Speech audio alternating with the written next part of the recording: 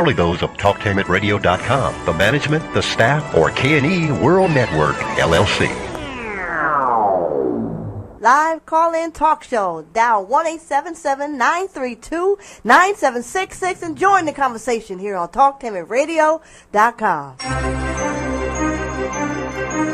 This is The Compensatory Concept with Mr. Neely Fuller, heard exclusively on TalkTainmentRadio.com, the world's greatest radio. Radio, the way it should be heard. And now, Mr. Neely Fuller. If you do not understand white supremacy, which is racism, what it is and how it works, everything else that you understand will only confuse you. Only confuse you. Only confuse you.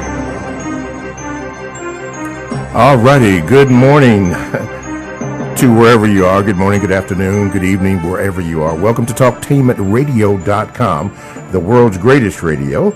You are in touch with the compensatory concept with Mr. Neely Fuller Jr.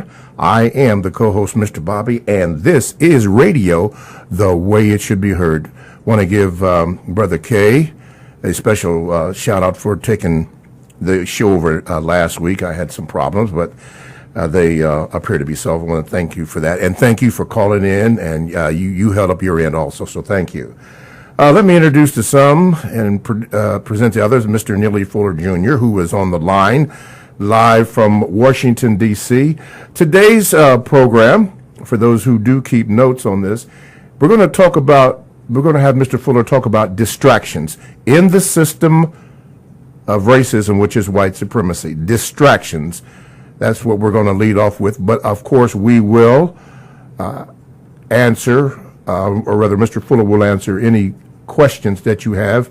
I have a boatload of Gmails that hopefully we will get to. As a matter of fact, I was counting them, and I think it may take us 3 weeks to get caught up in that, but we will address those as it goes. Listen, we need your help. We really do, particularly for the second hour of the compensatory concept with Mr. Neely Fuller Jr. Some of you have donated. Some have donated twice. I think a person may have donated 3 times, but we do need that so we can support that with these lights that are on me right now, the cameras, the phones, all that stuff. We really need you to do that. And if this show means a whole lot to you, then just go on the homepage, the TalkTainmentRadio.com homepage, and you'll see a Listen Live button, and underneath the Listen Live button is a yellow donate button, and then we'll have a special announcement. Press that, and you can supply any amount of donations that you want to. Okay, with that being said, again, let me introduce to some and present to others Mr. Neely Fuller Jr., and as usual, Mr. Fuller, good morning, and how are you? Good morning. I'm still learning. Okay. We're going to try as hard as we can to stay in the compensatory mode here. You have often said on many, many shows that the answer, or rather to solve any problems, or the answer to any problems is to ask questions. So we're going to, again, really concentrate on staying in that compensatory mode. Today we're going to talk about distractions in the system of racism, which is white supremacy. And in the compensatory mode, Mr. Fuller, as we get the show started. By the way, 1-877-932-9766 is the number that you can use to call in, and I'm going to push that one hard also. Mr. Fuller, distractions. In the compensatory form, what are distractions and how do they work? Well, it depends on what people are talking about when they're talking about distractions. Distractions usually mean that you are trying to focus on one thing, but someone is calling your attention to something else. And that's usually what people call distraction. Mm-hmm. So it depends on what frame of reference, what context that anyone is talking about at any given time. There are distractions from focus all the time. I mean, people, trying to get somebody's attention, and it could be a distraction or it cannot be a distraction. It might be a person is calling another person's attention to something that the person has already previously announced that they're interested in. So it's not a distraction. The person is helping the person find what they want, what they're looking for, because I use that word want a lot, W-A-N-T. Everybody wants something. Yes. Every minute of the day, every creature. That's just built in, except when you're asleep. All right? But if you're awake, and you're reasonably awake and conscious, then there's something that you want. Mm-hmm. Every second, people want something. Birds want something. Flowers want something. Bees, even among the plants. I mean, they want sunshine, and they show it by their actions. They lean towards sunshine or water. They have a tendency to do that. You might say a plant doesn't have a mind. Well, they got something, because the plants have a tendency to lean toward which way the water is or which way the sun is, because they get growth from that, nourishment. Mm-hmm. So in that context, that's not a distraction. Okay, anything that leads away from that, I guess, would be considered to be a distraction. Okay. So if you're talking about within the context of racism, Yes. and the victims of racism, Yes. the victims of racism are always given all kind of distractions away from getting rid of racism, because that's a part of the racist agenda. And everything is supposed to be focused on being supportive, even one way or another, of the racist system. Yes, sir. If a person is a racist, that person wants everybody to be supportive of racism, because that's their focus. Mm-hmm. They don't want any distractions from that by anybody. By anybody. Okay.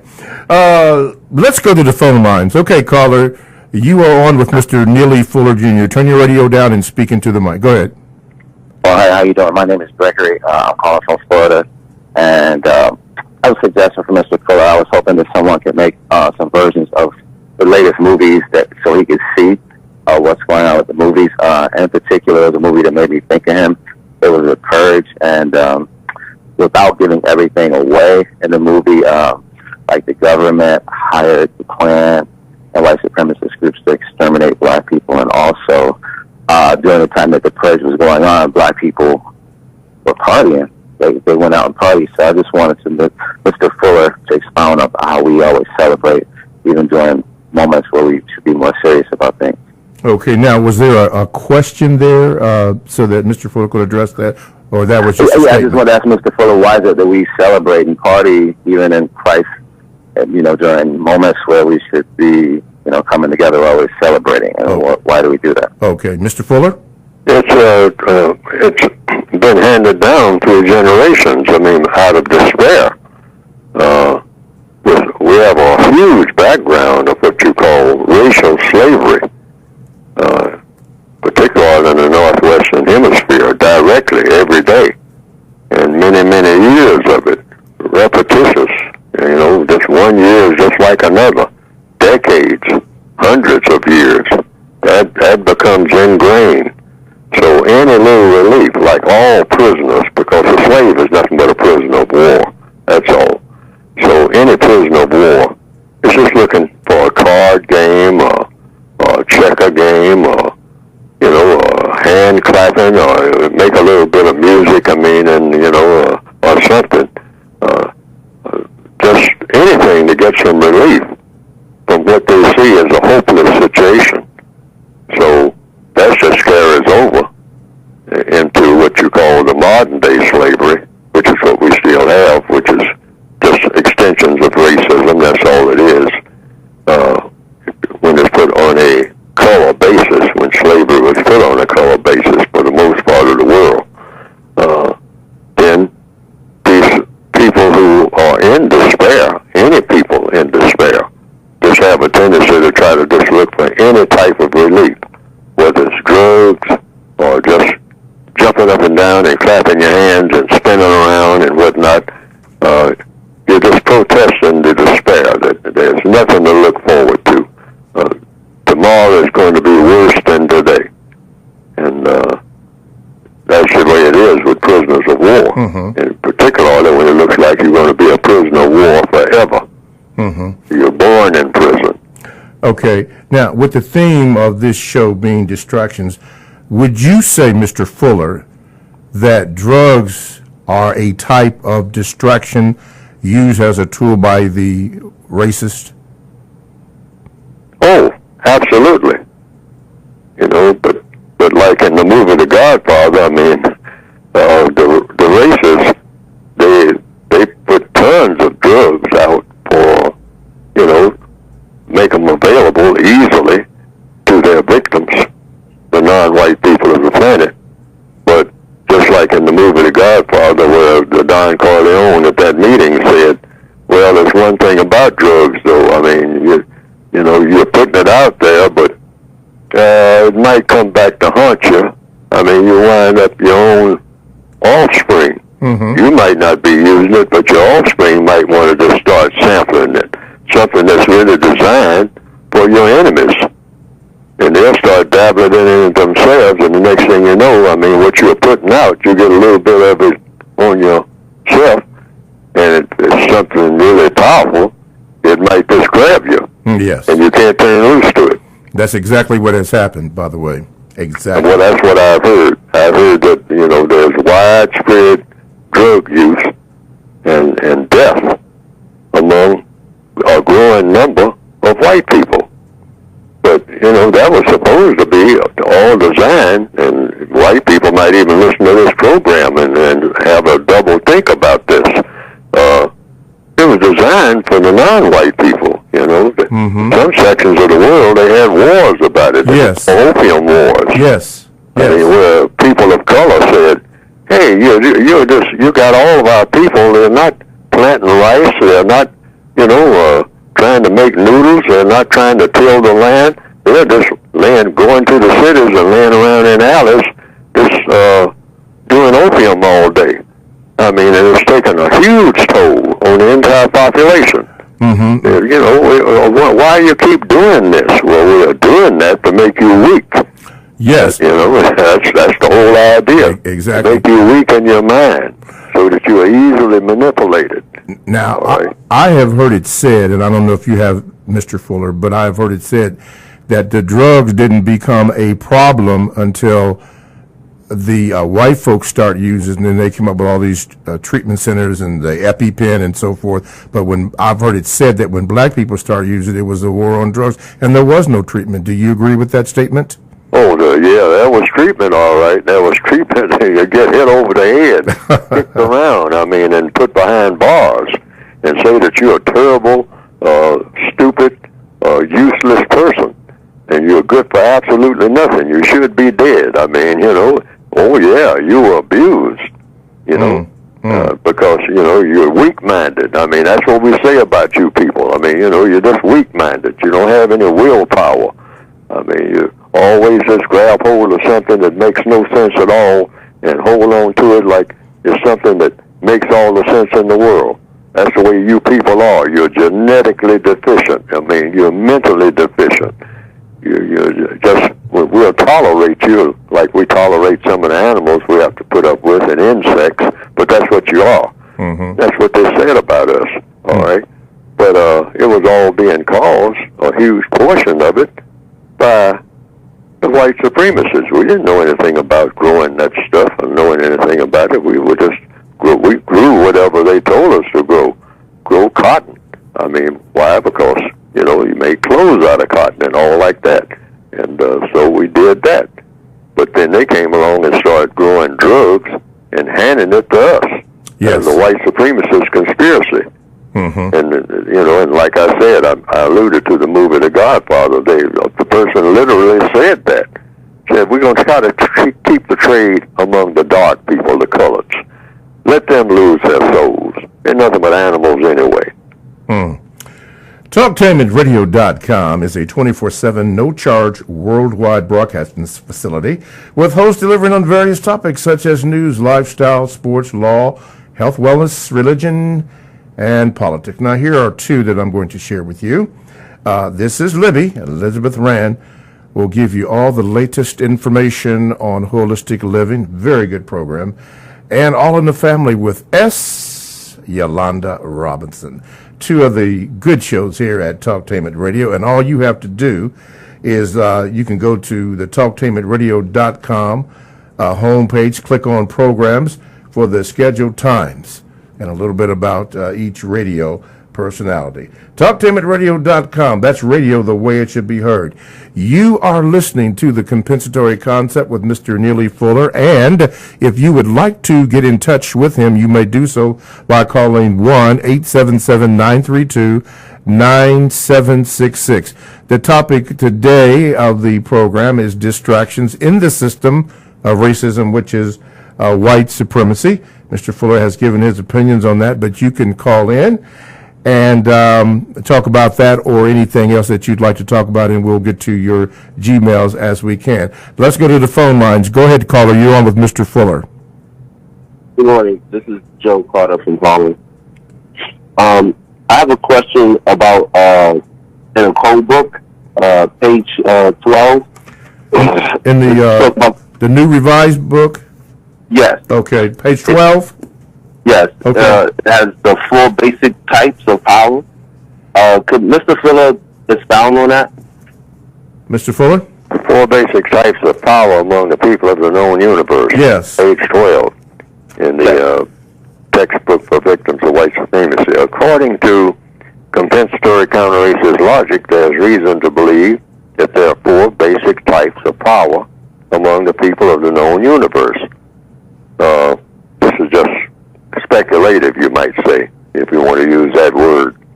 Number 1 would be all power. Well, I think all people kind of perceive, whether they want to believe it or not, that the first power would be whatever created them, the person. You know, each and every person says, well, hey, I didn't create myself, so there must be something that created me. All right, I'm here. I don't know much about myself. I don't know why I breathe when I'm asleep. I never, I don't think anybody can say truthfully that they remember when they invented something called breathing, and then they started breathing. I think they discovered that they were breathing. So whatever makes you breathe must be more powerful than you, okay? So a lot of people call it God. Some people call it the Creator, Allah, Jehovah, Yahweh, the All-Wise, Brahma, the Holy Ghost, all right, et cetera, et cetera, et cetera. In the textbook for victims of racism, I give it a term called all power. However, I use the term the Creator, or sometimes creators if a person prefers that, if you want to. And I say that that's one form of power. Number 1, whatever created things. See, people don't create, and it's been my observation, unless I'm mistaken, I've never seen a person create anything. Creation means you make something out of nothing after you have made nothing in order to put the something in. Okay? I've never seen a person do that. Every person who I've seen do something, even things that were kind of phenomenal, or even heard of people making something, they made it out of something that was already here. Yes. So people don't, in my way of thinking, people don't create anything. They arrange things that are already in the universe, or already in existence, if you want to use that term. They just look at something, look at a rock or look at a piece of wood, and say that I'm going to arrange this. I'm going to arrange this in the form of what I call a house. All right, make a rock house. I'll get a bunch of them, put them together. They arrange them and make a rock house, a house of stone. Or they'll make a wood house, a house made out of wood, by arranging different pieces of wood that they get called lumber, et cetera, et cetera. but they didn't create the lumber. See, I mean, you know, as far as I know. And some people say, well, yeah, I created something. This is one of my creations. Well, I don't see any evidence of that. And if somebody says that, I'd like to see the evidence. Now, that's one form of power. The other form is superior power.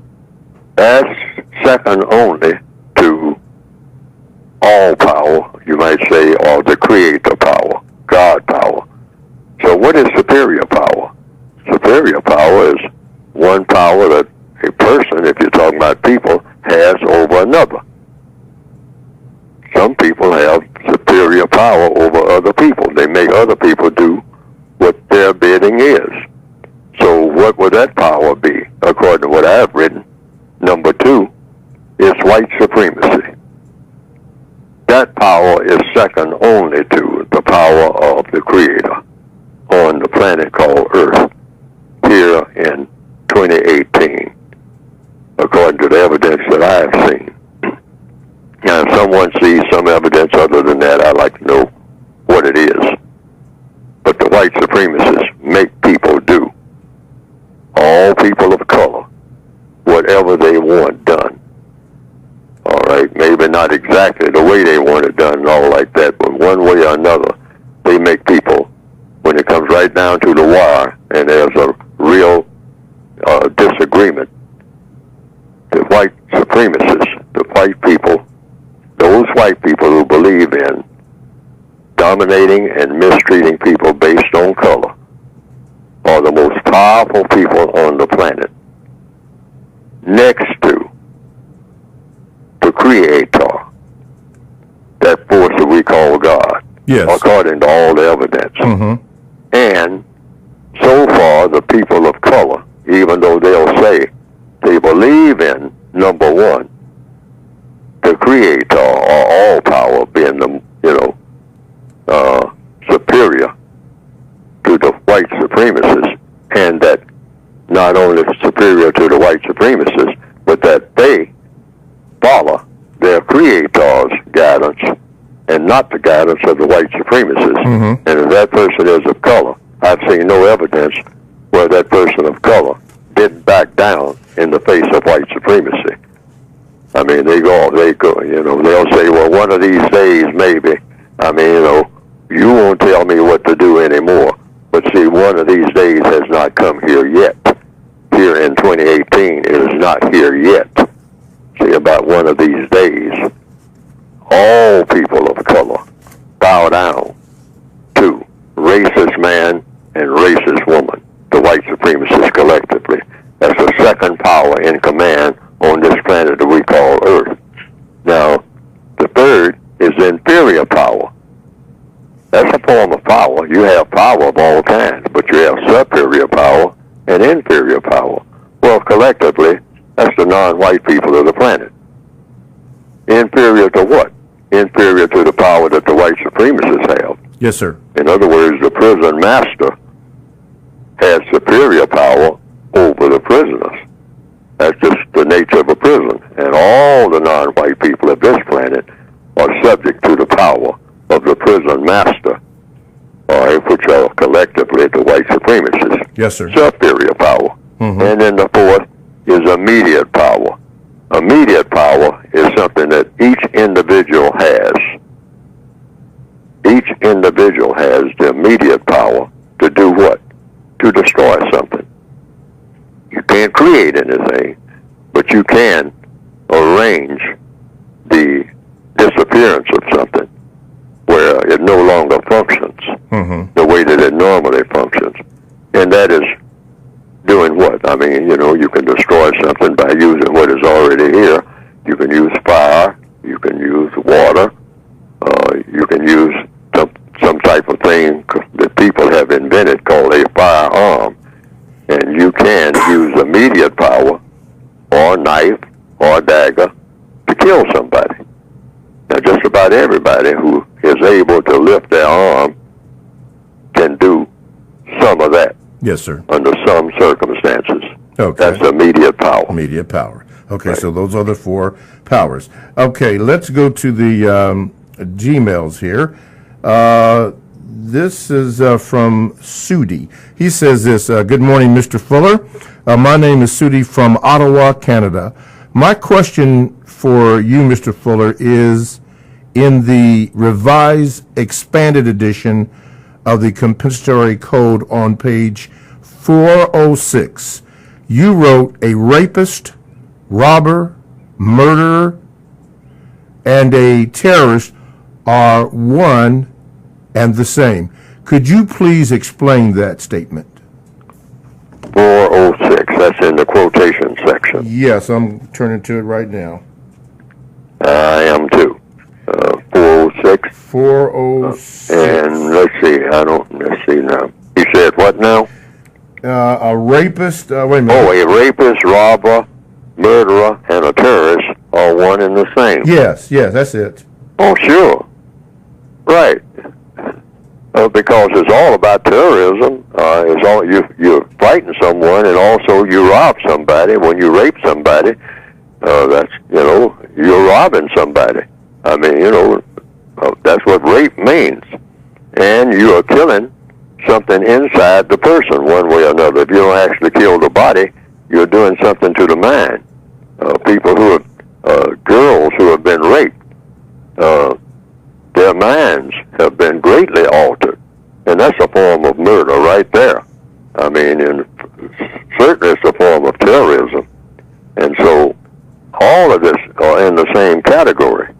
Okay, these are major crimes: rape, robbery, murder. All right, is robbing somebody, is that a form of terrorism? It absolutely is.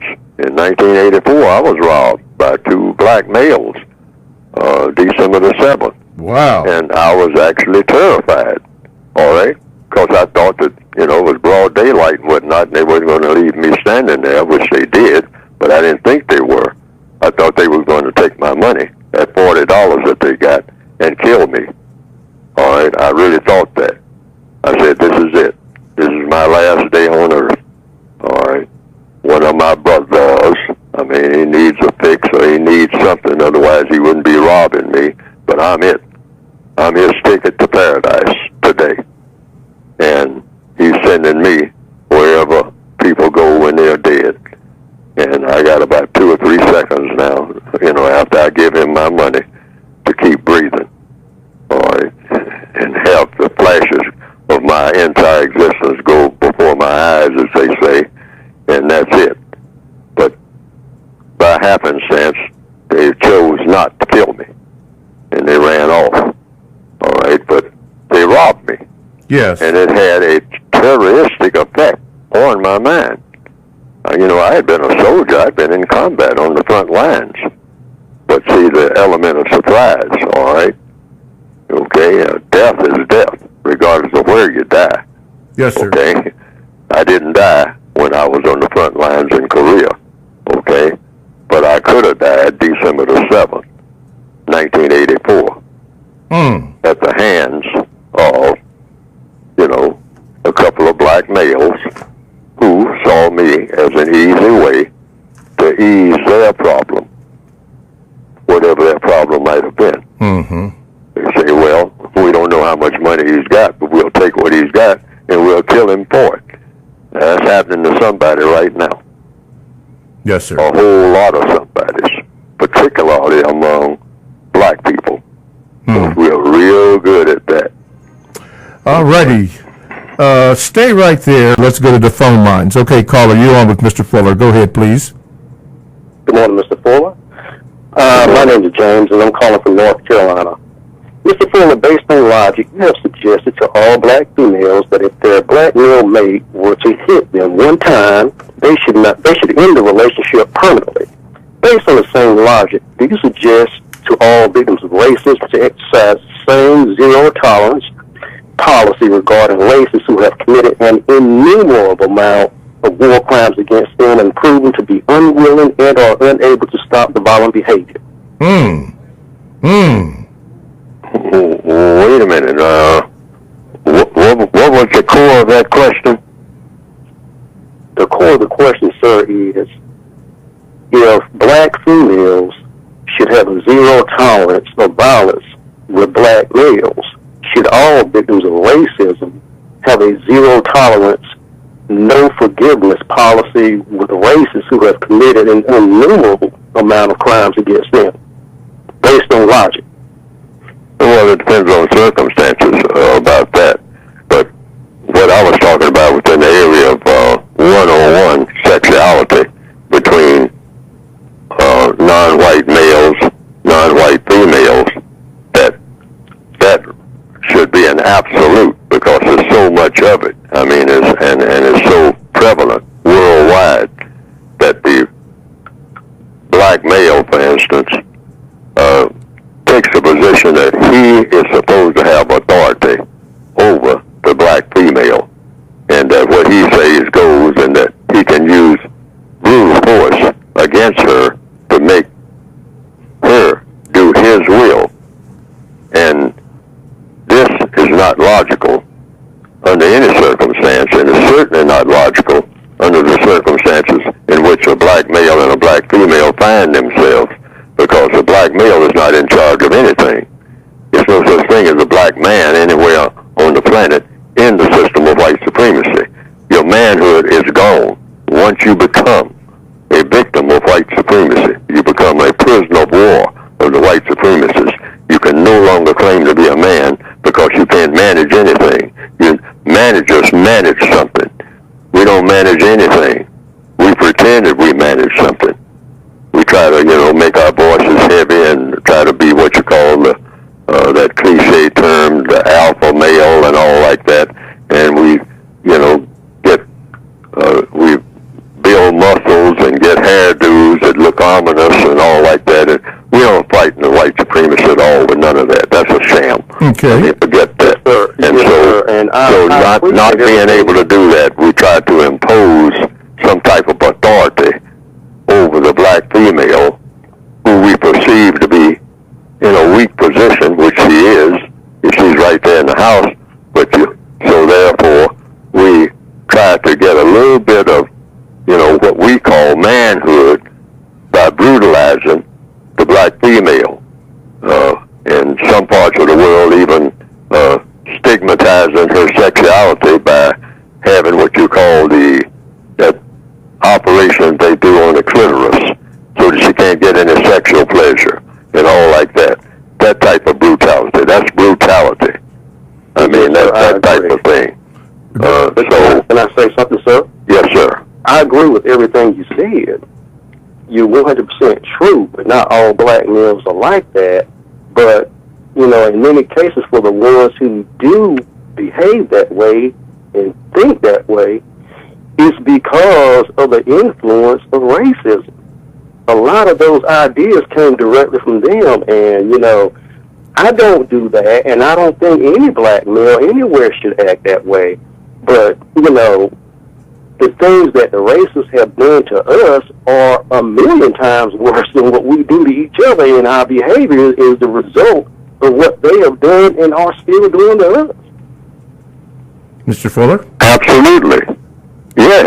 So that's the cause. All the more reason why we should resist as best we can doing it. But why should, we be harder on each other than we're going to be on the racists? And I'm not suggesting we go out and behave violently. But if we're going to have a zero tolerance policy of violence, that should be universal. Shouldn't it, sir? Mr. Fuller? Well, in other words, I said that we shouldn't, maybe it wasn't understood, the context in which I was talking about, what we were talking about, and that is the interaction between black males and black females. I was saying that when a black male uses bodily harm, strikes, for instance, sticks his fist, or even slaps a black female about something he had a disagreement with her about something she said, or she didn't obey him, and all like that. She should take that as an indication. She should take that as an indication that the relationship is over. Okay. And it should be understood by both parties. Yes. See, that's an announcement. See, she doesn't retaliate or anything like that. She just simply say, "Oh, you're announcing to me that we don't have a relationship. I mean, this is zero. This is gone. I mean, I'm no longer your partner." That's an announcement. All right, that's a codified announcement. Same way, but should we this take it the same way interaction when is it comes over. to races? Sir? Should we take it the same way when it comes to races? When they commit these violent acts against us, that, hey, it's over. Well, wait a minute. I want to get the question. Should we take the violent acts that the racists perpetuate against non-white people? Yes. Should we say, hey, it's over? I mean, it's going to take a while, before, racism finally ends, and I hope it finally does. But should we just say, hey, this is a violent relationship, it's not healthy, we can no longer coexist together anymore. We wish you well, you go your way, we go our way, and we'll do our own thing. We're trying to seek justice. Should that be our position? Well, when you talk about justice, you're talking about worldwide. Otherwise, you don't have justice, and is the world going to include white people? See, now we're going to have to face that question sooner or later. Yeah, we need to do that. So some people take the philosophy that one or the other of these two people, categories of people, white people, non-white people, should disappear from this planet. Mm-hmm. Period. All right? Now, if you take that position, then that's the position that you take. And you make a code, that's designed to do that. What I have written is not designed to do that. It's designed to give the supposition, or, with the supposing, you might say, that white people will still exist here on this planet because they are here on this planet for some reason. Some people say, well, white people came from black people. It's just that white people are genetic deficient, some type of organism that shouldn't have appeared, that there's some type of aberration, some type of thing that, there's some creatures that came from black people that shouldn't have ever been here in the first place, because they're just something that's, you might say, waste material from black people. I've heard some black people say that. Well, if you take that position, that white people are waste material, all right, and shouldn't exist at all, okay, well, then that's the position that person takes. I don't take that position because I have no probable cause to believe that at this particular time.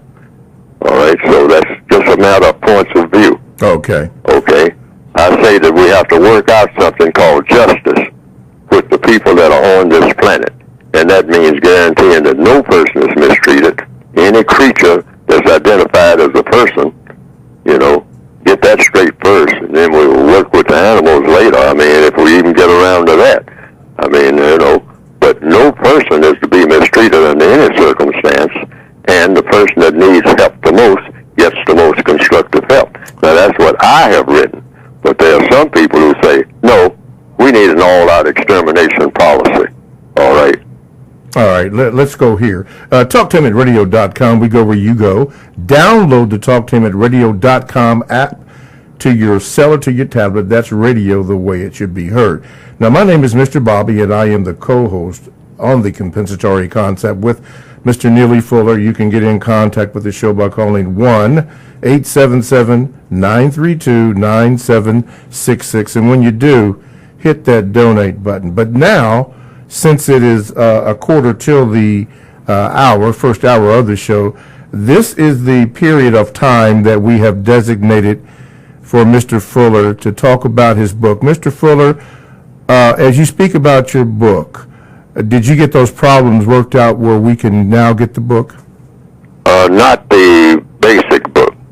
I still have, I've been told, in stock, just a few of the word guides that are available right this minute.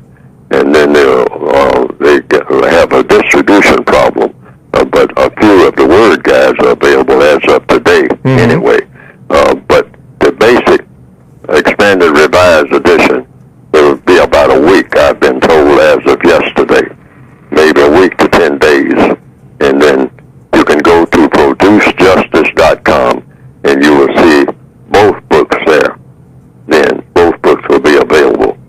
at that time. Mm-hmm. Okay. About a week to 10 days from this date, Now, August the 1st, now 2018. does that include the distribution to what is so-called the UK and also what is so-called That's Canada? what I've been told, to Okay. the UK and to Canada. Okay. You know, and some people might want just the basic book, which hasn't been available at all for about a month now. And some people might want the complete set, which will. Both books should be available in about 10 days. Okay. Just go to producejustice.com. Producejustice.com. Alrighty. 1-877-932-9766 is the number that you can call right now as the phone lines are available. And you can speak to Mr. Fuller and ask him your question. Going to the Gmails, let's go this. This comes from Brother or Baba Tunde. Says this, Mr. Fuller, why should black people be thankful when a white supremacist racist suspect does an act of kindness for us, being that they stole everything from us? Courtesy, that's all. Doesn't cost you anything. Because black people should learn to be courteous anyway. That's something that's been taken away from us. And so we need to regain that so that we get in the habit of doing it among ourselves when everything gets straightened out. And you can do it among all people. Just be courteous. Don't let anybody be more courteous than you. I mean, you know, being rude is not a characteristic that anybody should want to be associated with him or her. Okay. I mean, just, you know, we should practice the type of things that we want to have when the world becomes, with our efforts, the type of world that the world should be for everybody and should have been in the beginning, if it was not that way in the beginning. Okay. We should always be aiming to be universal man and universal woman in tune with the very best that the universe can provide in every area of activity. And courtesy is just one small thing, you might say, but important thing, and very easy thing to offer. A person gives you something that you need or want, or is constructive value, allows you to have, even though the person may have been a thief or a robber or whatever, or a murderer, and the person does something that has some constructive value, you thank that person. All right? It doesn't hurt to do that. Doesn't hurt. Okay. Right. All righty. Going to the Gmails. This comes from Negro Off Your Knees. Mr. Fuller, I disagree with you, and I have an issue. You make a lot of great points, but where you continue to miss the mark, Mr. Fuller, is when you continue to push this idea that white supremacy is coming for you if you have color in your skin. It's much more complex than that today. That worked in the 1500s through the 1900s, but here in the 21st century, the white supremacists now using red, yellow, and brown races as buffers to continue keeping most oppressed people on the planet, that is black people, on the bottom. Sure, they may not love those other so-called people of color, which is a term we all need to stop using, by the way, but they have so-called yellow man on the verge of becoming white. Arabs and many so-called brown people come here and get classified as white, not black. So you must consider that, Mr. Fuller. And finally, also consider that many of these hardcore white supremacists date and marry Asian women while still remaining blatantly anti-black and other so-called people of color. So, Mr. Fuller, what I'm saying is you need to update your talking points because they're outdated. It worked during Elijah Muhammad's time, but not now today. Response, please. Well, according to what I have written, I put the umbrella of three categories of people. White people. Wait a minute. Excuse me. There's some noise in the background. Caller, if that's you, could you cut down your radio because we can't hear Mr. Fuller respond. Thank you. Mr. Fuller? White people, non-white people, and white supremacists. categories that I have chosen. Now, the white supremacists have black people slaughtering each other by the bushel around the clock. When you're dead, you're dead. Doesn't make any difference who killed you. All right? Black people keep trying to sidestep that. Okay? So the white supremacists can influence anybody to kill non-white people. Mainly non-white people of any shade. Yellow people, so-called. These are the categories that they came up with. I mean, they say that we got a yellow people category, and we'll get them to kill each other and kill other people of other shades. Black people, brown people will kill brown people. There are plenty of brown people who are called brown, even though most black people are brown. All right. See, we can't let ourselves get confused about that non-white category. Okay. All people in the non-white category slaughter each other, mistreat each other all day, every day. The system of white supremacy requires that. I mean, there's no harmony between people of these categories. You can't find harmony among any of the people of this planet. I mean, harmony meaning they get along very well with each other. I mean, just because they look alike. No, they going at each other and going at other people because the white supremacists keep it that way. Yes, sir. Among all of the categories of tan people, you know, they don't get a free ride from other tan people just because they're tan. No, they rob each other, kill each other, rape, the whole 9 yards. Black people who are filling up the jails and whatnot, for the most part, are there for things that they do to other black people. Yes. Not for the things that they're doing to white people. Yes. I mean, truth be told. I mean, you ask them, what are you in for? All right? Well, I'm in for murder, triple murder, quadruple murder, robbery, thievery. Say, well, who did you rob? Who did you murder? Who did you steal from? Hey, my cousin, you know. He's just as black as me. Yeah. All right? I killed him. And, you know, we had a falling out. You know. See what I mean? So, what are we talking about? We got to keep focused on what we're talking about. However, this is just my view. Yes, sir. However, we got something else is real magic in the code. Okay. What the gentleman said is correct. He said, maybe I need to update my thinking and start thinking in another way. Okay. I don't know what that other way would be, but whatever it is. All right. Under what?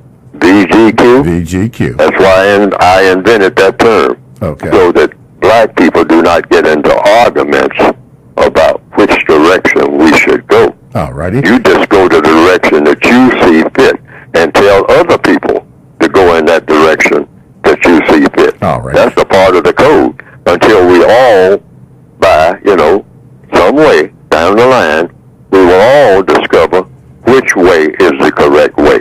And the only way to do that is for everybody to have a voice in which way to go. I'm not changing mine so far. Okay. On what I'm saying. Let's go to the phone lines. Caller, you're on with Mr. Neely Fuller quickly as we're up against an hour. Yes, I wanted to know if Mr. Fuller purposely wrote his book in the fashion that, to me, it looks like a car manual.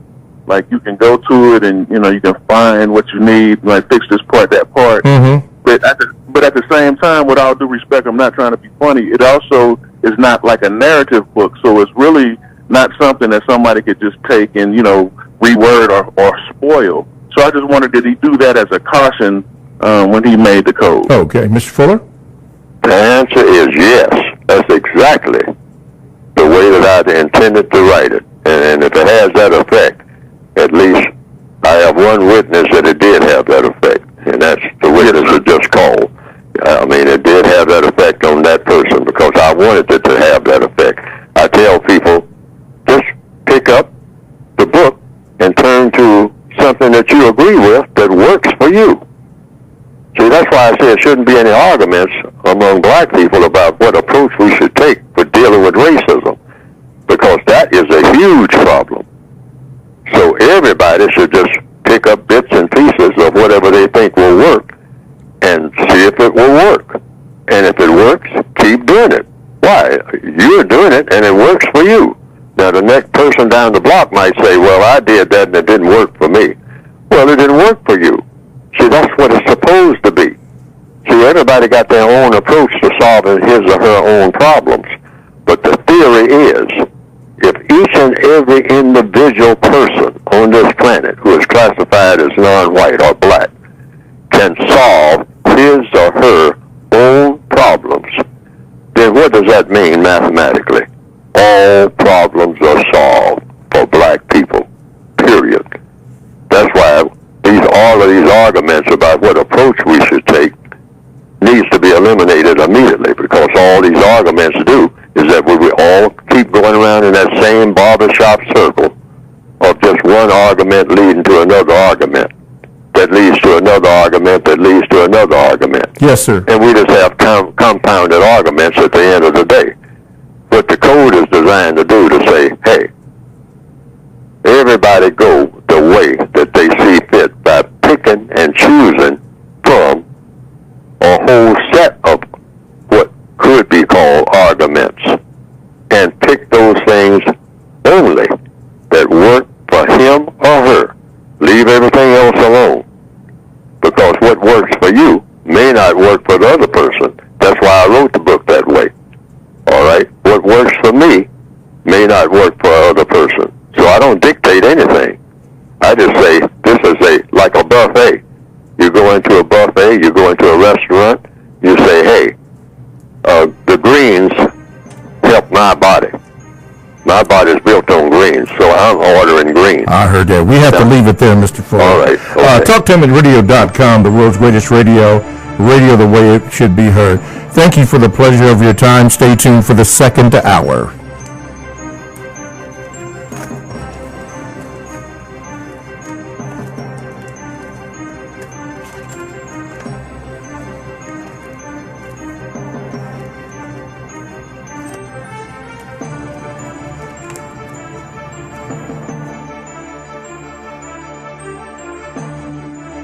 Thanks for listening to The Compensatory Concept with Mr. Neely Fuller, heard exclusively on TalkTainmentRadio.com.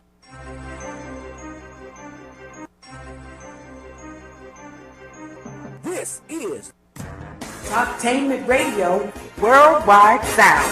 TalkTainmentRadio.com. We give you a reason to come. The world's greatest radio. We give you a reason to stay. Radio, the way it should be heard. You got the power. The views and opinions expressed are those of the host and guest, and not necessarily those of TalkTainmentRadio.com, the management, the staff, or K&E World Network, LLC. Live call-in talk show. Dial 1-877-932-9766 and join the conversation here on TalkTainmentRadio.com. This is The Compensatory Concept with Mr. Neely Fuller, heard exclusively on TalkTainmentRadio.com, the world's greatest radio. Radio, the way it should be heard. And now, Mr. Neely Fuller. If you do not understand white supremacy, which is racism, what it is and how it works, everything else that you understand will only confuse you. Only confuse you. Only confuse you. All righty. Welcome to TalkTainmentRadio.com. We go where you go on the world's greatest radio. And now you are in touch with the compensatory concept with Mr. Neely Fuller Jr. I am your co-host, Mr. Bobby, and this is radio the way it should be heard. We've been talking about distractions. Mr. Fuller gave his suggestions on that, and we've been answering questions to that effect and trying to roll in the other questions to that.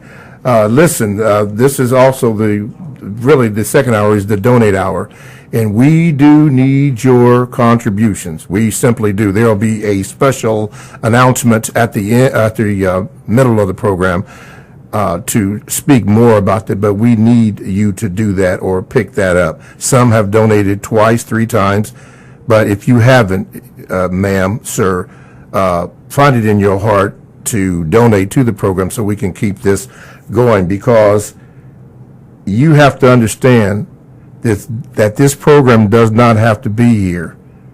And there would be a tremendous void, to me.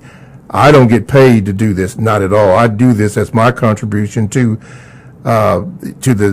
justice, and I love it. I'm not complaining, not one single bit, even no matter what cards or letters that come in. But you have to have the presence of mind to realize just the treasure that you have with you. So keep that in mind as you do that. We're talking about distractions, and Mr. Fuller will address this. How do we recognize a distraction, or what do we do about it? And he mentioned last time in the violence of a black man hitting somebody, but does that work in the system of racism, which is white supremacy, when they do that to us? Let's go to the phone lines.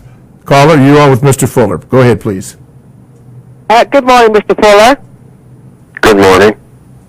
Speaking of distractions, is that old so-called royal wedding that took place in England? I thought that was a big distraction from stuff that's real. I call that a desperate PR program that Queen Elizabeth's playing games with. Now, Britain is a declining power. She's in a vicious economic competition with Germany for Europe. Her colonies want to break off and demand reparations. Her Commonwealth wants to break off. They say the monarchy is outdated. Some people don't want a monarchy over there at all.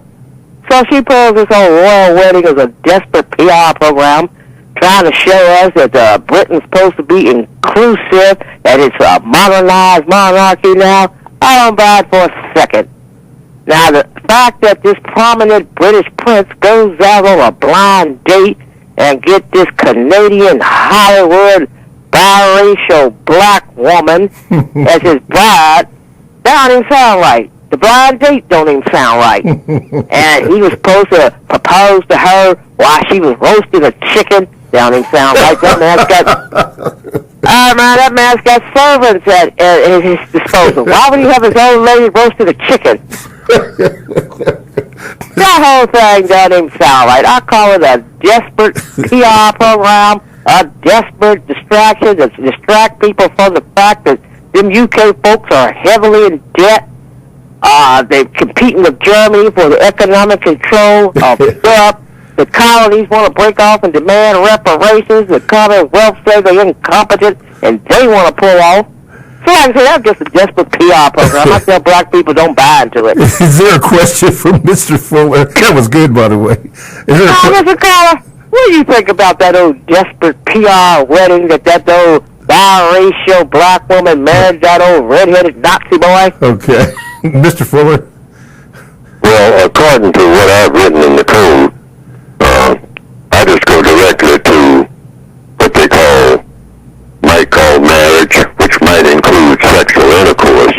And I'm saying sexual intercourse between a white person and a non-white person in the system of white supremacy is an abuse of power on the part of the white person. I mean, it's not personal. The way that I have written it, it's just the effect. It gives the illusion that the system of racism is over or is approaching being over, that we can have sexual intercourse and that will eliminate racism. Actually, in the system of white supremacy, that should be the last thing if you're really serious. You have sexual intercourse last between people who are having a huge disagreement in the other areas of activity: economics, education, entertainment, labor, law, politics, religion, and you're at war with each other. You don't engage in sexual intercourse when there's a war going on with the people that you're having war against. I mean, that's rape. That's what it amounts to. That's the definition of rape. It's a part of the robbery. All right? No matter how it looks on the surface. What you mean to say you ain't romantic? You just what's the question? Wait a minute. What's the question now? You don't see the whole thing as being romantic? The as being what now? Progress for black people? She said romantic. You don't see the whole thing as being romantic? And progress for Oh, well, hold it now. Okay, let's deal with the word romantic. That means in the ways of the Romans. Well, you don't want to follow their ways either. I mean, according to interaction between what we call the ancient Romans, the Roman Empire, and non-white people. That's romance. That's what that is, Romans. I mean, in the ways like the Romans do. Well, what did the Romans do back in that part of history? Well, for one thing, they burned, raped, conquered people of color. Many of them did, according to what I have read, unless I've been misinformed. And so you don't want to copy that pattern, and you don't want to go down that road. I mean, conquering a people and then going to bed with them and producing babies, I mean, that you use to cause confusion, okay? Because that's what comes out of this. You get more confusion because we haven't gotten the other things straight yet. Yes. Economics, education, entertainment. See, going to bed is any one-on-one. One male with one female, understand. Usually they try to make some type of agreement about what the overall relationship is going to be before you get in bed. You don't get in bed and then start talking about what is your name. No, see, that's not the order of which things should be done. So in talking about this, I take it you don't see this as progress for black people. Say that again now. Now, you don't see this as progress for black people? No. This is nothing but a form of rape. Why? Because we are prisoners of war. If you're a person of color and you're on this planet in 2018, you are already captured. You're under the system of white supremacy. There's no other government that you're under. None. Zero. That's according to what I have written. Now that's either true or false. There's no other government. If you got color in your skin, you are under the system of white supremacy. Period. You're not under any other system of any kind, regardless of how it looks on the surface. And so anyone who is classified as white, who has sexual intercourse with a non-white person, is really engaging in what you might call child abuse. Why? Because as prisoners of war, I have been reduced to the status of a child. Every black male, every black female, every non-white person is in a childlike condition in the system of white supremacy.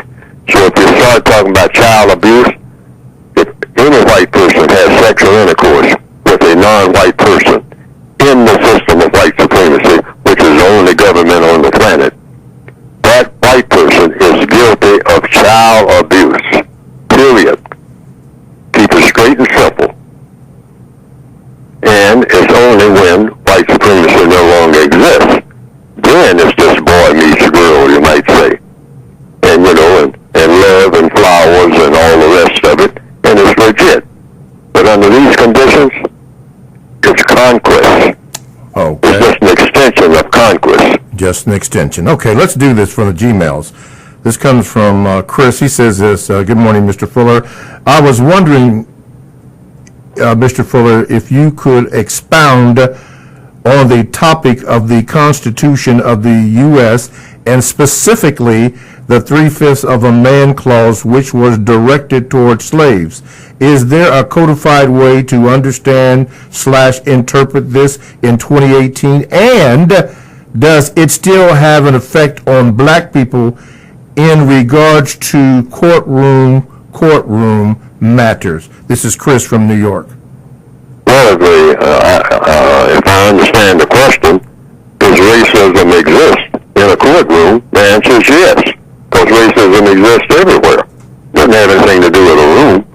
It has to do with 9 areas of activity, and you're classified as non-white. So if you're classified as non-white in 2018, and you're walking or existing on a planet called Earth, you're under the jurisdiction of some conquerors who are called white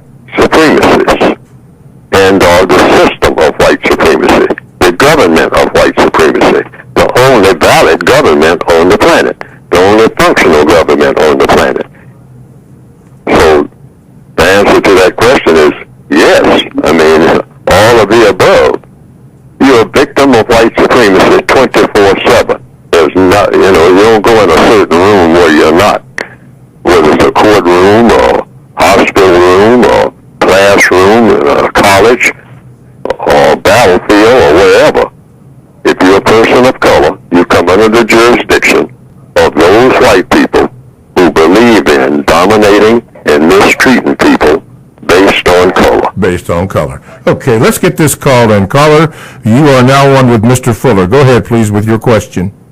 Yes, it's really not a question, it's just a comment about the last caller calling in about the Queen and what's going on over there. It's irrelevant to what Mr. Fuller is trying to teach or inform us about. And to me, that is like something joking, something to joke about. But people like that is why we are going backwards instead of going forward, because of games people play, and that just was rude for her to deal with him on that level. That's all I have to say. Okay. All righty. Thank you very much. Thank you. All righty. Let's do this. TalkTameItRadio.com is a 24/7, no-charge, worldwide broadcasting facility with hosts delivering on various topics such as news, lifestyle, sports, law, health, wellness, religion, politics. Now, here's one that I'm going to share with you as I shared in the first hour, and this is All in the Family with S. Yolanda Robinson. No, this isn't the Archie Bunker type. This is something different, and you need to tune into that program to find out what S. Yolanda Robinson is talking about. As a matter of fact, all you have to do is to go to the TalkTameRadio.com homepage, click on Programs, for the scheduled times and a little brief bio on all of the Talktainment Radio personalities. That comes from TalkTainmentRadio.com, radio the way it should be heard. My name is Mr. Bobby. I am the co-host on The Compensatory Concept with Mr. Neely Fuller Jr. And today we are speaking of distractions. And Mr. Fuller is answering your questions. And let's go to the Gmails. This comes from Daryl. He said, Mr. Fuller, last week you said that there's not a place on earth that the white supremacist doesn't control, and if we could ever find such a place, to let you know because you'd like to go there and see it for yourself. Well, there is such a place, and it's called North Sentinel Island, and this island in the Indian Ocean is populated by dark-skinned black people who've lived, colonized, or influenced by any white supremacists. Far as you or anybody else going there to see it, I wouldn't advise that, because anybody that's ever landed on that island hasn't made it out alive. Okay, yeah, made it out alive. They protect the island to the death, which is why no colonizer dare to go there to try anything. So I just wanted to tell you, Mr. Fuller, that there is such a place that the white supremacists don't have control over. Google it for yourself. Read up on it. That's what he says here. Very fascinating. All right, well, he said what he said. He said what he said. All right. Thank you, Daryl. Let's go to the phone lines. Okay, caller, you're on with Mr. Fuller. Go ahead, please. How you doing, Mr. Bobby, Mr. Fuller? Hey, Brother Muko. Brother Muko from Baltimore. How you feeling? Yeah, we hold the compensatory constructive action discussion, and we will be holding them this weekend at about 3 p.m. Give It Doesn't Rain on St. Louis Drive, right across the street from Lake Clifton High School. Question for Mr. Fuller today. Mr. Fuller, can you expound for my care unit in Baltimore and all around the world how important it is to recognize that 9 times out of 10, confusion is the due tell sign that there's a distraction coming right after.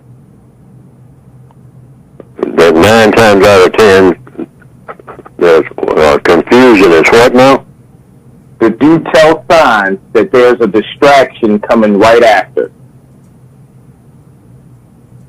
There's a distraction coming after the confusion? Yes, sir. Well, I don't know. I don't know how to answer that. But confusion is distraction. Distraction is confusion. Right. It's all the same thing. When you're distracted, the whole purpose for distracting someone is to cause confusion. In the way that I understand, if I understand what you're saying. Okay, Brother Muka, can you maybe elaborate just a little more, or maybe give an example of that type of confusion? I think Mr. Fuller hit it right on. Okay. On point, like he always does. And that's what I meant, by the way, Mr. Fuller. I just wanted you to say it without me, actually saying it.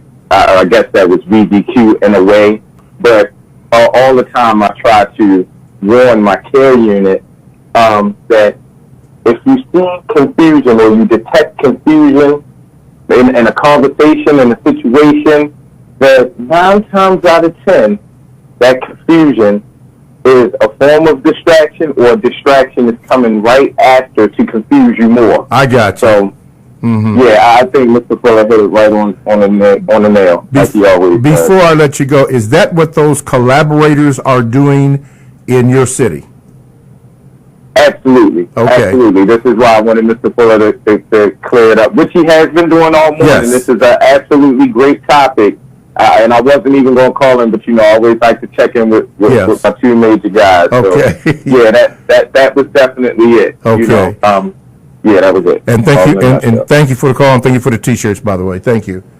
No problem. Okay. You're welcome. All right, Mr. Fuller. Let's continue here. Speaking on distractions, this just comes from the Gmail from Yatora. Good morning, Mr. Fuller. Can you share some experiences or stories on the outcome of times you've discussed racism, white supremacy with white people? How do you find it plays out when talking to white people about racism? Also, do you suggest talking to white people about racism? I suggest talking to white people about producing justice. That's the best way to go about doing it. You get better communications that way, at least initially. Now, it may get a little more difficult to communicate as the discussion goes on, but I have found from experience, if you start off talking about racism to a white person, the initial reaction is nervousness and then a tendency to back away from the subject altogether. Okay. So if you're going to be serious about trying to solve the problem and you run across a white person who is interested in problem solving, you just simply address problem solving in a larger envelope, meaning the one thing that you want to achieve is justice, initially, which is balance between people, which means guaranteeing that no person is mistreated and the person that needs help the most gets the most constructive help. Yes. So you define the word justice first. Okay. And so you just talk about justice. You define it or they define it? No, you define it to them. Okay. What do you mean by it? All right. Guaranteeing that no person is mistreated, that's number one. And guaranteeing that the person that needs help the most gets the most constructive help. Now, I think this is the best approach to take. And this is what I've advised to do in the code book, that when you're talking to white people, always talk about from the standpoint of what is missing is a thing called justice. And we need to bring justice into being because it doesn't exist anywhere. All right? And what does it mean? So you want to define that before, as you go along with anything. I hear some talking in the background.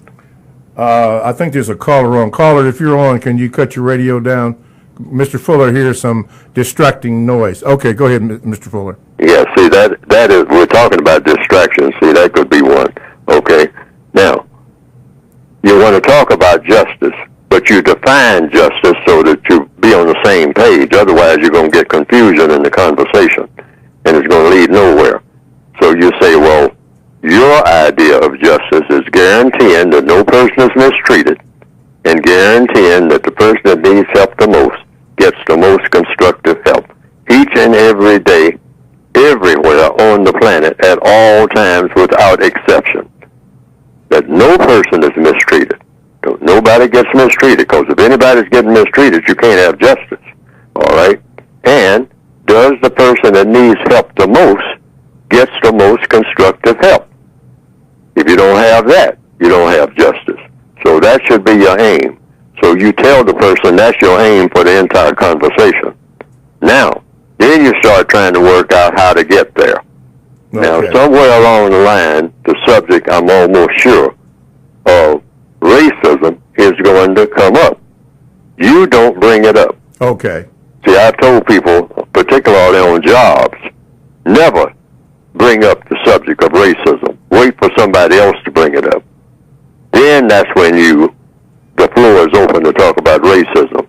But always go in talking about what you're trying to achieve by getting rid of racism and getting rid of all forms of mistreatment. Because racism is just one form of mistreatment. Yes, sir. It just so happened in 2018, it's the greatest form of mistreatment on the planet that we call Earth.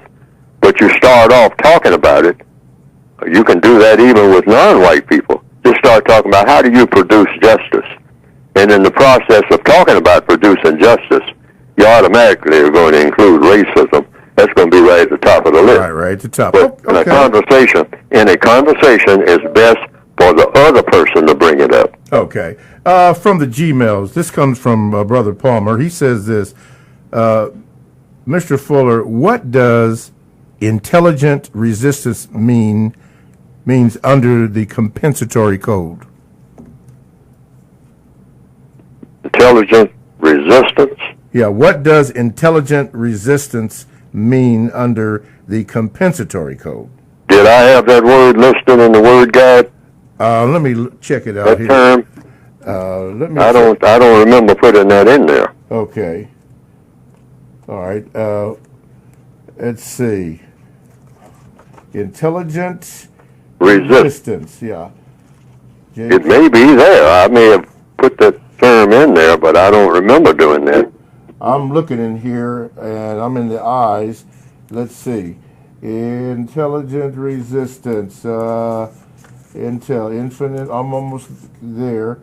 Insensitive ST. Okay. Here's intelligent quotient. Yeah, wait a minute. Intelligent counter intelligence.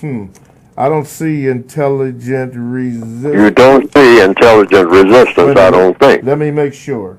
No, I don't see it in the code book. I've looked through there. The closest I could come is intelligent quotient, which is IQ, and intelligence counterintelligence. That's it. Well, has the caller seen that in any of my writings? I cannot answer for the caller. I'm just reading the Yes, but I'm saying the caller should know whether or not he or she has seen intelligent resistance in Neely Fuller's writings. Okay. Yeah. So I'm asking that now. The caller. Is the caller still there? Oh, no. This was from the Gmails. Oh, the Gmail. Yeah. Oh, okay. Well, since I didn't coin that term, I don't explain terms that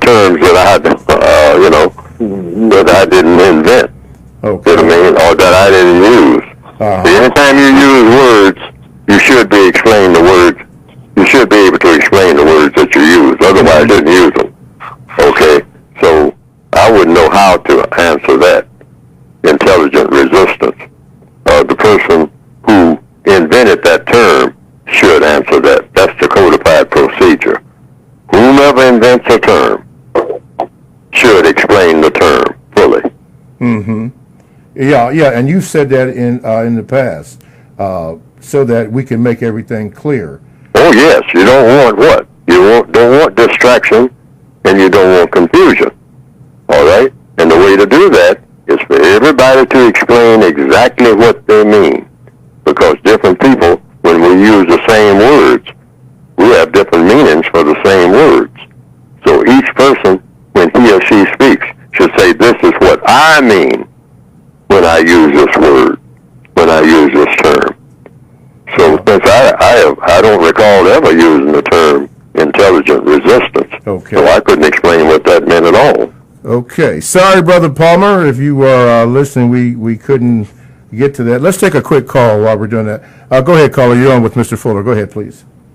Hi, Jim from Pittsburgh. Can you hear me? Yes, go ahead, Jim.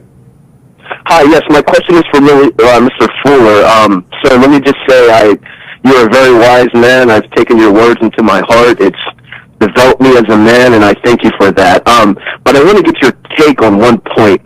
Us, the Africans in the West, the so-called African Americans, being that we're in the heart of white supremacy and not being naive that white supremacy is a global matter, not being naive to that, but Mr. Fuller, would it not be wise for us to look to form our own country elsewhere, namely on the African continent? I wanted to get your feelings on that. Would it be wise to look to what on other continents?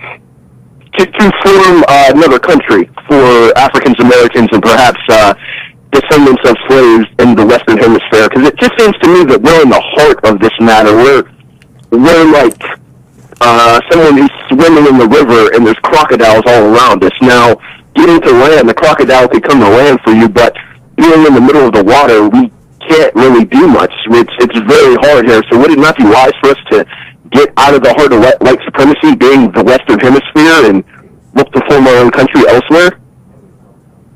Well, if a person wants to try to do that, but I have said that the position I have taken is that the white supremacists run everything everywhere. Mm-hmm.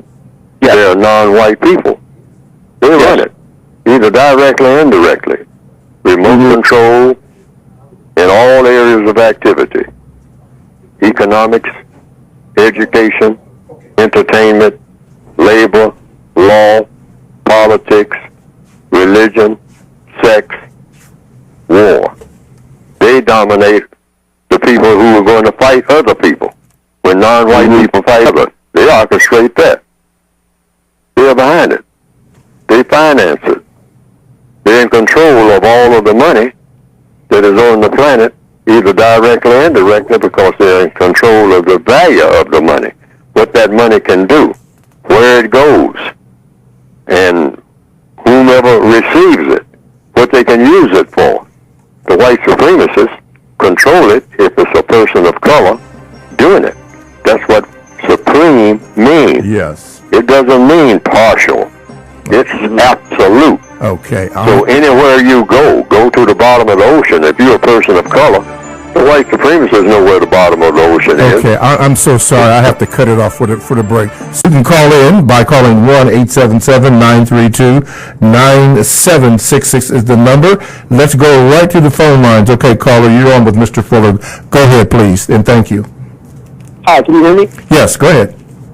Okay, yes, sir. Thank you, Mr. Fuller. To continue on with that, yes, I completely agree that white supremacy is everywhere, and their foothold is completely on the continent. But being that we're up against such a large dragon, such a large beast, wouldn't it be logical that we need more people and that we need to spread our ideology across the continent? And it's going to take more than just Black Americans and the few that we have that actually understand what white supremacy is. So logically, sir, would that not make sense that we need to look for creating our own country on the continent? Well, I've heard people say that, and under VGQ, people who want to do that should do it if they think it will work. I don't think it will work for the reason that I've been given. Understanding white supremacy. See, that's the first thing. If you understand white supremacy, there's no such thing as a place in the prison system. The prison, that's the name of the prison, the system of white supremacy, and it's a world prison, meaning that if you are non-white, you are born in that prison and subject to the prison rules if you're on this planet called Earth. Now, if you're on some other planet, then that's a whole other thing. I mean, but if you're on this planet called Earth and you're a person of color, you, according to what I've written, unless I've made an error, unless I've been misinformed, you are under, in every area of activity, 24/7, not for 1 second, are you not under the system of white supremacy and their awesome power. All right. Okay, that's what the supreme means, which means moving from one room to another on this planet is just like moving from one cell to another on this planet. Yes. That's the way to picture it in your mind according to what I see. That's the way that I see it. It may not be this way, but there's no such thing as a breathing space, you might say. That's that where the white supremacist doesn't control, and when I say control, I mean absolutely. Even though someone called in earlier on the program and said there's an island where nobody goes because when you go there, the people are so hostile. But see, I'm putting it within the context of who has power over the entire island. See, just being on that island and doing your own thing on the island, the white supremacists know where the island is. That's number one. And the white supremacists can say, since it is an island, and a very small one, all right, and a lot of people who have the power to keep you away from that island and don't come there and do anything to them or against them, the white supremacists, by being supreme, can just simply say, well, hey, do those people have the ability for me not to drop poison on their island? And in 15 minutes, every last creature on that island, including every snail, every ant, every person, in 15 minutes will be DEAD. All right? Yes, sir. See, sometimes black people get this illusion that we are going back in what we call prehistory, where there's some place that you can get on horseback or get in your chariot, like in the days of the Bible and whatnot, and go fleeing across a river or a stream and get to the other side and say, now we're free. All right? That's no longer the case. This is 2018. The white supremacists said, I don't care if you go to the moon, I'm already there. I will beat you when you get there. Let me ask you this, sir. Let me ask you this, Mr. Fuller. That is very true, and I 100% agree, but isn't our objective as victims of white supremacy, should we not want to defeat white supremacy and not just survive it? Should that not be our goal? The goal should be that, otherwise I would not be having this conversation right now. People have said, and I've talked about it with people all down through the years, why try to do something that can't be done? I have written a book that, in my opinion, says this is the way to do it. You empower each person, and this is a very difficult concept for a lot of people to swallow or even to examine. If you empower each person, meaning by empower I mean each person knows exactly what to do and what not to do, that will work for him or her on a daily basis, the system of white supremacy, just by that fact alone, will dissolve. If every black person on the planet knows what to do and what to say and what not to say, each and every day, in every instance, wherever he or she may be on the planet, the system of white supremacy will collapse right around you. You don't have to go anywhere. It will collapse wherever you are, simply because everybody is what? Codified. Codified how? They are doing things and saying things in such a way that the system of white supremacy cannot function. Okay. Because the system of white supremacy has principles for functioning. Okay. All right, let's go to the phone line. Go ahead, caller. You're on with Mr. Fuller. Go ahead, please. Good morning. Mr. Fuller, you made a statement before that said, Black Lives Matter only to those who don't matter. I would like you to elaborate on the end part of that statement in terms of those who don't matter, and also I'd like to put an addition on to that. You have white supremacists who fund Black Lives Matter. So are those the people that don't matter as well? Well, the Black Lives Matter that's a saying, I understand, that a few black ladies came up with. Some people may know their names. I mean, it just didn't come out of the air somewhere. Somebody coined these terms. So that's the person that can best explain what the term Black Matters means. See, I said earlier in this program, anybody who coins a term should be able to explain what the term means. What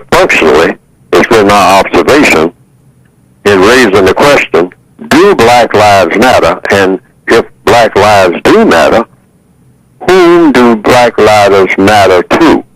All right? And what do you mean when Black Lives matter? Black Lives matter in what context? When? Where? Well, I'm assuming it means Black Lives matter all the time. Matter how? Matter enough that you consider a black person as being worthy of being considered a person that's worthy of justice, meaning you don't mistreat the person, okay? And you help the person because the person needs help. That's it. That's the criteria. You don't mistreat the person, and you help the person because the person needs help. So when I look around and I see the condition of black people, I concluded, no, black lives don't matter. Not even to a whole lot of black people. Wow. As a whole, that's what I see. Now, this has to be true, otherwise, why are we even having this conversation on this program every week, or even this very minute? Evidently, black lives do not matter to somebody, and that somebody must be important enough that if it doesn't matter to that somebody, and that would be racist man and racist woman who have control of the resources of this planet, then that means black lives don't matter. See what I mean? They don't matter in a way that they should matter. In a way that they should, yes. And if they do, where's the evidence? Good question. Matter to whom? When? Under what circumstance? Okay. I mean, where's the proof that black lives matter? Well, correct. Yeah, good questions there. Before we take our 15-minute, or rather 45-minute break, here's a question from Brother Price. He says this, Mr. Fuller, you say ultimately we want the white supremacists to either do away with the current system and produce justice, or either purge us. Now, my question is, haven't they already been purging us, Mr. Fuller? And what should our posture be during the slaughter of our people? Should we be docile prisoners and let them have their way with zero resistance? Or should we start proactively engaging the known white supremacists, those that have proven they are a threat to the black people? All of those questions are answered in the textbook. Throughout the entire textbook, that's what the code is for. See, we're running right past what I say is the solution. That's just my idea, a proposal for the solution. Really, Neely Fuller doesn't have a solution to the race problem because no one has a solution to the race problem according to evidence. Everybody has a theory about what the solution is. Why? Because we still have a race problem. See, when a person says they have the solution to the race problem, I, myself, Neely Fuller, in a codified manner, is raised a question. Because I always say all problems are solved through questions and answers. What do I say? And because a person said to me some years ago, said, Fuller, you got correct approach maybe, and you got correct intentions and whatnot. He said, but you ain't really got the solution to the race problem. I got the solution to the race problem. And then I raised the question, how can you have the solution and I have the problem? Wow.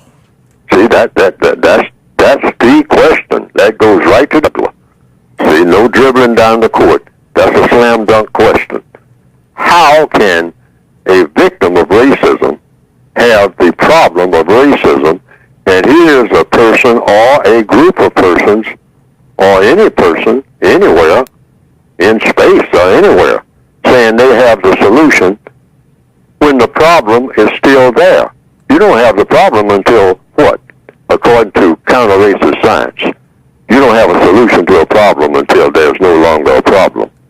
That's the only proof that you have the solution. Yes, sir. Everybody got a theory about how to solve a problem. Even an ant understands that. All right? But is the problem solved? That's the only way that you can say you have the solution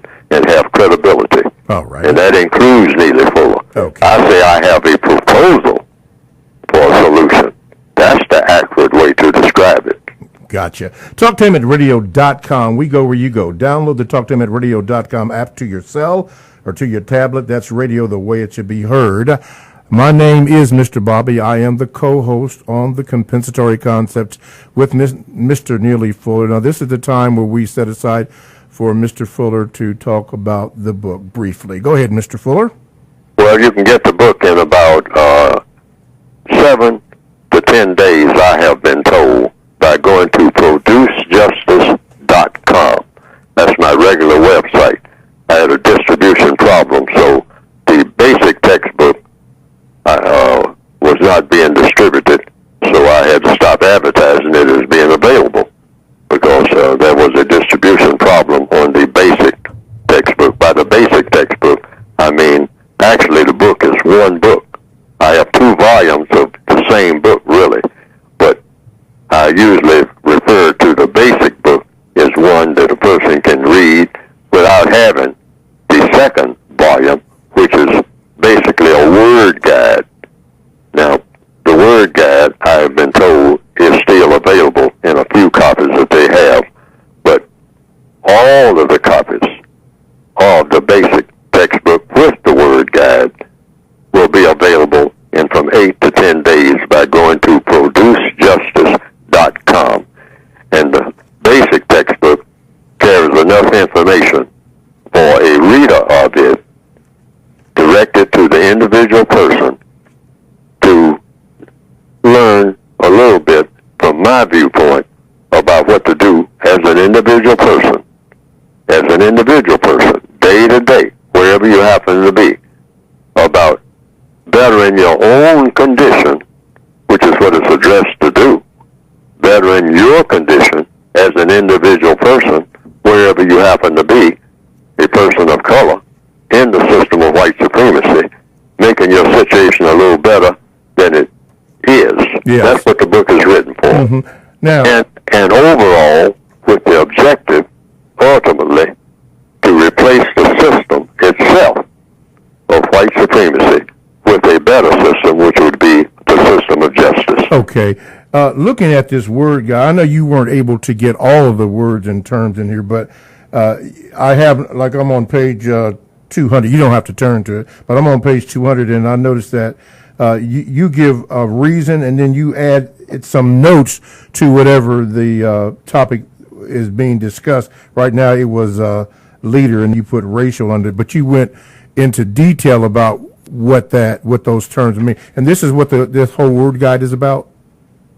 Yes, that's what the word guide is about. It's a counter-racist word guide. See, so I picked out certain terms that people use or may hear other people use, and how best to handle these words. Right. Okay. How best to use them or not use them. There's some words you simply don't use at all. You know, like racial integration. There's no such thing as that. I mean, you either have racism or you don't. White supremacy either exists or it doesn't. So you don't say integrate racism. That doesn't make sense. I mean, you know, racial segregation. I mean, you know, what? It's too vague. It's too misleading, these terms. And then people sometimes say racial discrimination.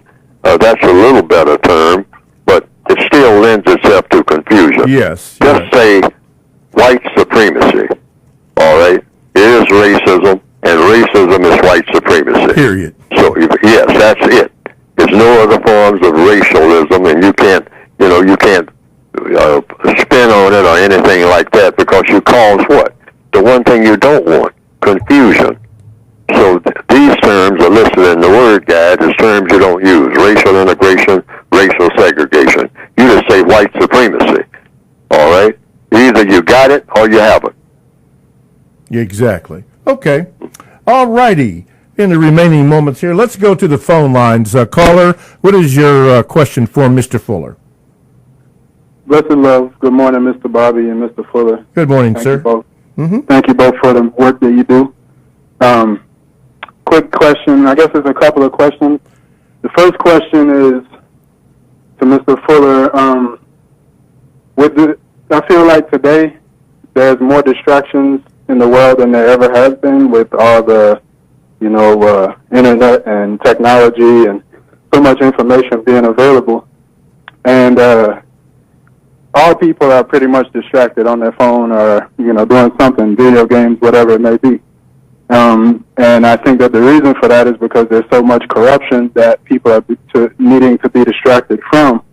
But so for black people now, or non-white people even, if everybody's so distracted, like say people like us who are aware of the code and, try to live with the code in our life, how do we, if we know the way, but everybody else doesn't know the way, then we can't free ourselves because we need everybody, in the world to break this system. So how do we, as people who are aware of the code, help other people along the way to get them on board so that we can, liberate the world together? By telling people that we need a code. That's the missing link. That's the one thing that we've been missing all the time. The white supremacists have a code. I mean, each and every white supremacist knows what to do, what not to do, what to say, what not to say, that does what? That works for the system of white supremacy. That's the key. See, each person, everything works on the basis of a code, electrical code, plumbing code. What is a code? A way of doing things that every time you do it, it always works. The white supremacists have a white code. It's the most efficient code for manipulating people and conquering people ever put into recorded history and put into practice. Black people need a counter-racist code that eliminates the white code. All right? We have never even thought about inventing one, because you have to invent one. And what does that code consist of?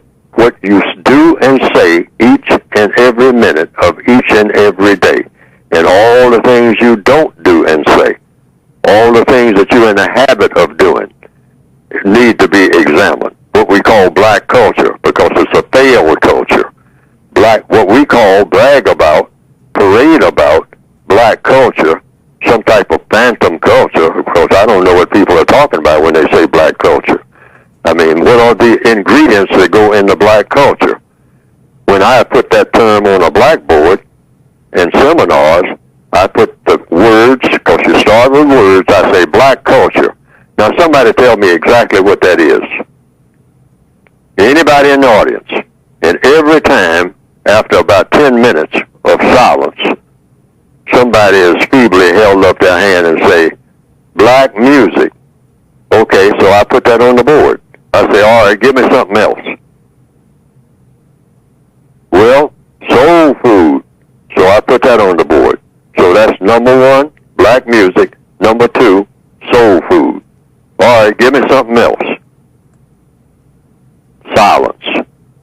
That's what I got. Yes, sir. Each and every time. So would you say that? So we're walking around using all these slogans. I mean, well, we got to save our black culture. What are we talking about? What are we talking about? What we need is a black culture, because something that's counter-racist. That's what black culture in essence should be. Something that's effective. When you do it, it works against racism and works for justice. We don't have it. Yes. How do you get it? You're going to have a code to get it, which means certain things you do, certain things you don't do, certain things you say, certain things you don't say. And this is each and every minute of each and every day, wherever you happen to be. And you don't deviate from it. You stick with it. You don't move from it. If you move from it, it's not a code. Exactly. You do the same thing that always works. You don't ever do anything that doesn't work. All righty. You don't do it. Listen, we have come to the close of the show. There are people that's trying to get on. I'm sorry, we just can't take your call, so call back next week. This is TalkTainmentRadio.com, the world's greatest radio the way it should be heard. Mr. Fuller, I'm going to call you after we get off here. There's something I need to discuss with you. Nothing serious, but something I need to discuss with you. Thank you for the pleasure of your time, everybody, and we'll see you next week.